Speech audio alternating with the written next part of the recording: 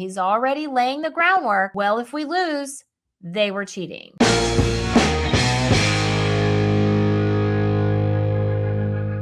At the national level, Republicans have been stacking up wins. Those wins have got Democrats absolutely panicking. Why?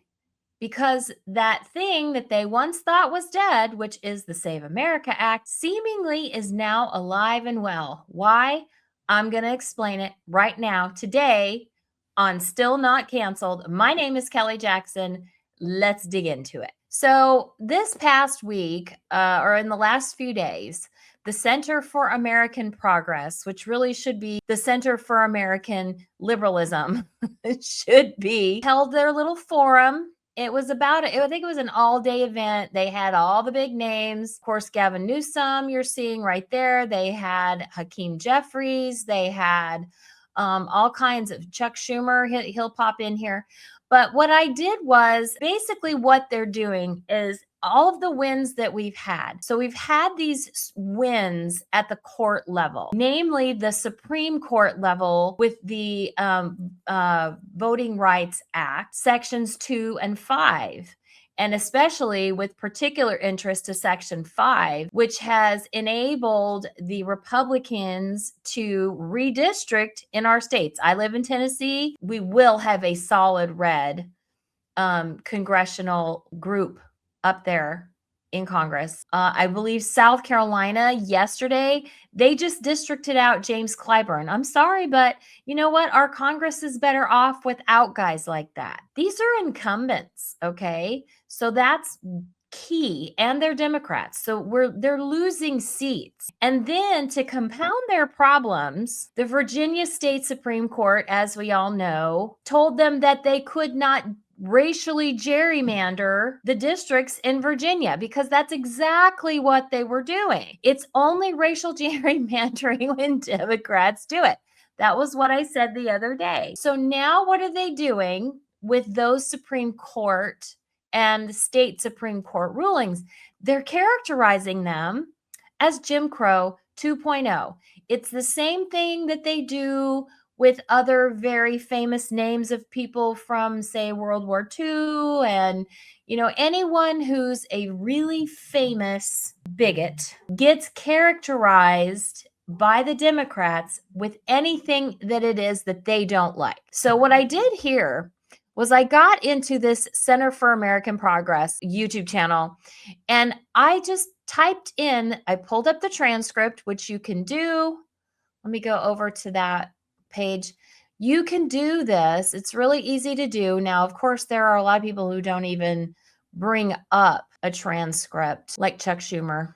His YouTube doesn't have a transcript, which it makes looking for key phrases harder, and I'm fairly certain he does that on purpose. But I went into, and I'll just show you, you can search the transcript for the words Jim Crow. And it gives you every single person who said it on the stage. And I'm going to show you right now each and every instance. So let's go through those. And then I'm going to show you why they're doing this. After we've looked at these, I'm going to show you why they're doing it. So let's look at this first one. No other way to describe it except Jim Crow 2.0.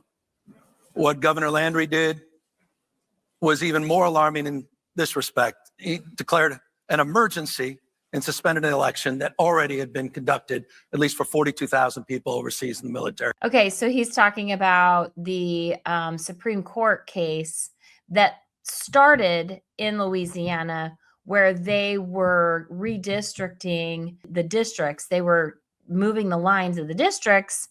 And of course, there was a lawsuit that was produced from that, because that's where everything gets solved anymore. Okay, here's the next one. And as you can see, we've got recent decision about the vote, the VRA. Senator from Georgia. Jim Crow in new clothes. Yes, he did. Now, I think the deeper issue, frankly, is that we are watching the same playbook that dismantled Reconstruction. After the dismantling of Reconstruction, you have the courts aiding and abetting in what's going on. The state legislatures are moving at record speed. The federal government is here playing a role. And so What does the next phase of this actually look like? Is it enough to just restore the Voting Rights Act? Or does it need to be bigger? And what she just said there, restore the Voting Rights Act. In other words, which I'm not exactly sure how you would do that except to pass new legislation that would essentially rewrite the Voting Rights Act again. So that's the only way that you can circumvent what happened at the Supreme Court, is for Democrats to have control of Congress and rewrite legislation that would then usurp this any kind of, first of all, they wouldn't pass the Save America Act. It wouldn't get past Congress. But then what they could do is they could vote to restore the language in the Voting Rights Act that would undo everything that the Supreme Court did. And then it would start all over again, because that's how our system works. We've got 3 branches of government. We have an executive branch with a president. We've got our legislative branch with the Congress, and then we've got the judiciary. It's the same way here in Tennessee. I have heard tale that we have legislators in our state house who say things like, yeah, well, we can do whatever we want pretty much. We don't have to pay attention to the Constitution. We can just do whatever we want. And then if somebody actually does have the money and the momentum to sue us, well, and if they win, on top of that, that's a really heavy lift, then we'll just rewrite it. We'll just rewrite it and we'll use different language and we'll circumvent it. That is what they do. When they are in that body and they are self-serving and they're greedy, it's what they do. So let's go to the next one. A whole range of human fields. All of that would not be happening on the other side of a Jim Crow curtain. And so we are witnessing right now with this attack on voting rights, Jim Crow in new clothes. We owe it to the whole republic. We owe it to our children to fight for it with all of our might. We need all hands on deck.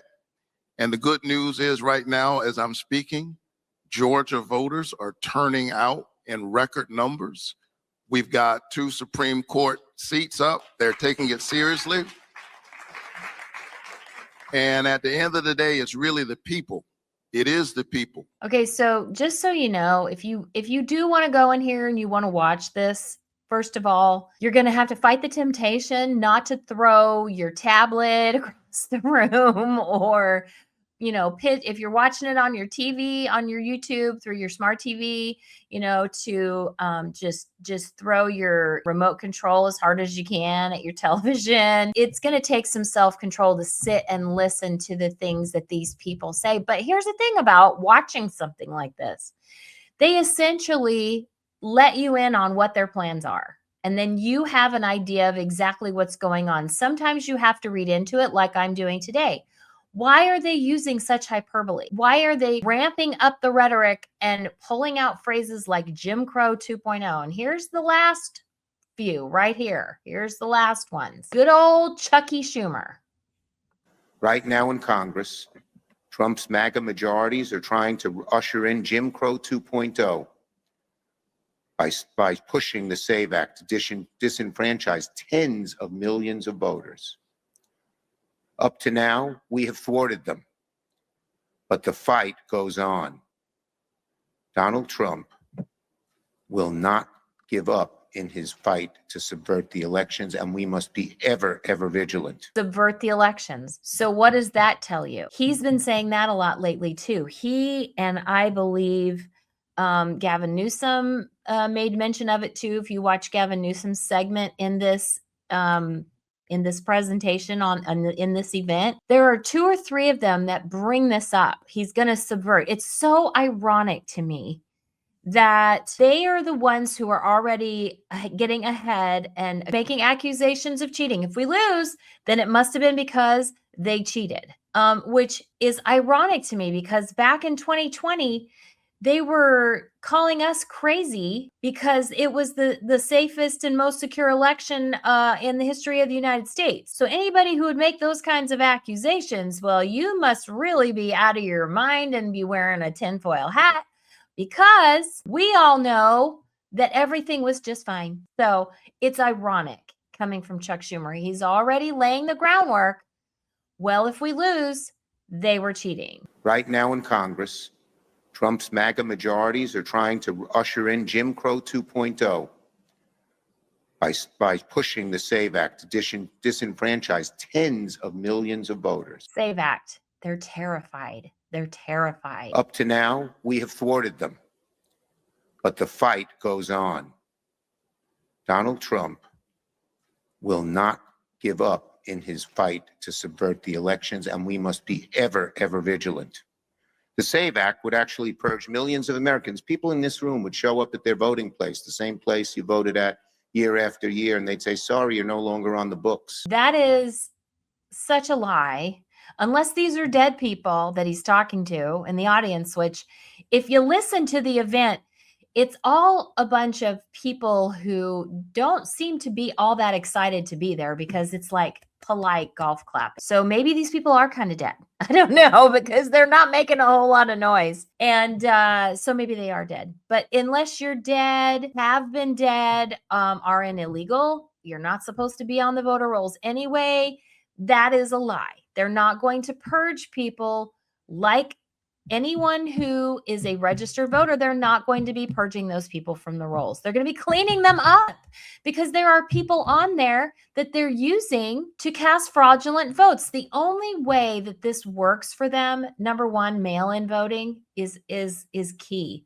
That's what happened in 2020. You can't do any of this without mail-in voting. And I believe my home state of California, I think the only way you can cast a vote is by mail. It's almost like they have to have an endless supply of mail-in ballots in order to pull this stuff off. But see, because the voter integrity efforts have been so ramped up that we're starting to tighten things up and nail them down, they can't get away with things the way that they always used to. What do I do? Well, next week, go to the Board of Elections.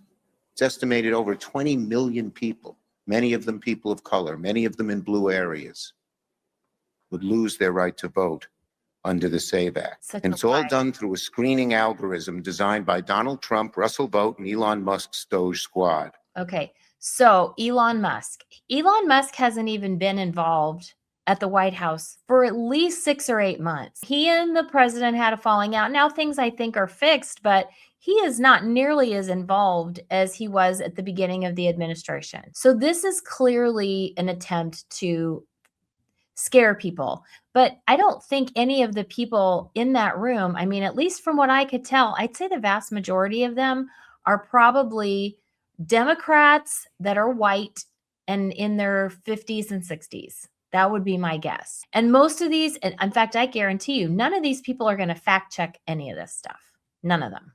So let's get to his last statement. As I've been saying for months, it's Jim Crow 2.0.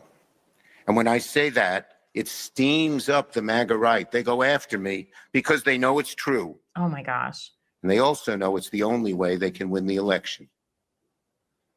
The SAVE Act would make it harder for eligible Americans to register to vote. It would put up new barriers for working people, seniors, students, rural voters, married women who change their names, and communities of color. The SAVE Act would also dismantle the most common and accessible ways to register to vote. Mail-in registration, gone. Good. Registering at churches and college campuses, illegal. Registering when you get your driver's license or sign up for Social Security, no more. And that's good because I know, at least in California, they automatically register you to vote. And in California, they have party registration. Pick a party, they may just default to Democrat. Who knows? Who knows? You don't know. And especially if you're one of those people who just don't care because you don't vote. So I wanted to show you how many times in that event that at least the algorithm can find when they scan through the transcript. I'm sure that there are more references in the same context throughout that event because we're talking about Democrats here and everything is it's all about cross-sectionality and identity politics, tribalism. So you are you've got about as much worth as your identity allows. If you're a straight white Christian male, you're at the bottom of the scale. If you're a lesbian, black or brown woman who thinks they're a man and is trans, I mean, then you're at the top of their scale. because you're disenfranchised or you're marginalized. The more marginalized you are, the more they care about you. So I'll tell you why right now. I'll show you a graphic right now why they have re-embarked on this hyperbolic war against the Save America Act. Let's take a look at that really quickly, shall we? Right there. Right there. That's all that is everything that they're afraid of right there. And I have friends of mine that are on two different sides of the argument when it comes to Massey. Massey is at his core, he's libertarian, and libertarians can have some trouble in a Trump administration. There's just no doubt about it. But look at this. I'm torn on this because with regard to Kentucky, as far as Mitch McConnell's seat is concerned, I'm glad that it wasn't the Mitch McConnell candidate that won that seat. It was the Trump endorsed candidate, Barr, who won the seat in Kentucky to replace Mitch McConnell. Thank you, Lord. And we'll see how this guy who replaces Thomas Massey, we'll see how he does. I mean, yes, the president likes people who are loyal to him.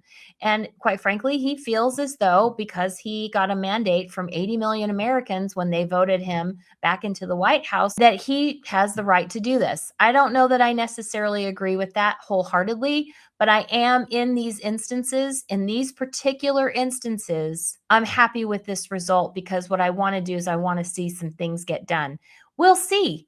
We will see. Time will tell if actual things are able to get done if we keep Congress. That's the other reason that they're afraid, is they know that between the losses in the courts and the clean sweep in the primaries in the states that had them yesterday, it seems that, you know what? The guy pulling, calling all the shots is President Trump. And then the courts came down on his side because the Constitution, not because of any kind of political activism. That's not what we do. We're constitutionalists. We pay attention to the law. So that's why right there, I just showed you all of what I just showed you today and all of those clips and all of the hyperbolic language that they're using and the wetting of their pants is because the script has been flipped in just 30 days. And now things could be completely different in November, and they know it. And it isn't going to just be as easy as they thought. And he's winning. He just is. The president is winning. And that means, I think, generally speaking, we all win. So that's it for today. I just wanted to share that with you.